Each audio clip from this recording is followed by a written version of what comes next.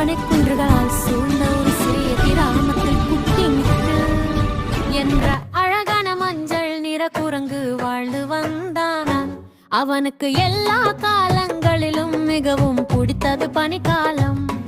ஒவ்வொரு காலையிலும் பனி பொழியும் போது மிக்குதன் சிவப்பு டிராக்டரை ஸ்டார்ட் பண்ணி வோம் ரூம் என்று சத்தம் போட்டு சிரித்து கொண்டே வெளியில் போவான். டிராக்டர் பின்புறத்தில் நிறைய நிறமுள்ள பலவொரு காய்கறிகளும் இருக்கும்.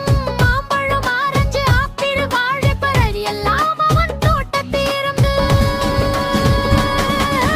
மிக்கு அந்த பழங்களை கிராமத்தில் இருக்கும் எல்லா விலங்குகளுக்கும் பகிர்ந்து கொடுப்பான். எனக்கு பழம் சாப்பிடணும் என்று குரல் கொடுப்பது யார் தெரியுமா? பனிமான் ரூபா. மிக்கு உடனே டிராக்டரை கொடுத்து ரூபா இதோவும் பிடித்தது ஆரஞ்சு என்று கொடுப்பான். ரூபா சிரித்து நன்றி மிக்கு, நீதான் இங்கே கிராமத்தின் ஹீரோ என்று சொல்லும்.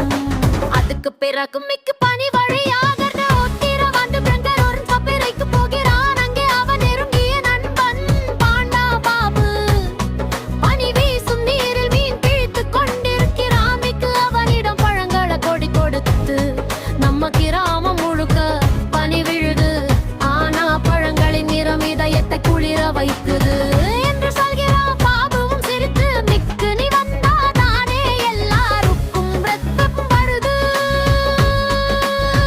என்று சொல்கிறான். அந்த மரங்களை கிராமத்தை எருக்கும் எல்லா விலங்குகளுக்கும் பகிர்ந்து கொடுப்பான். எனக்கு பழம் சாப்பிடணும் என்று குரல் கொடுப்பது யார் தெரியுமா?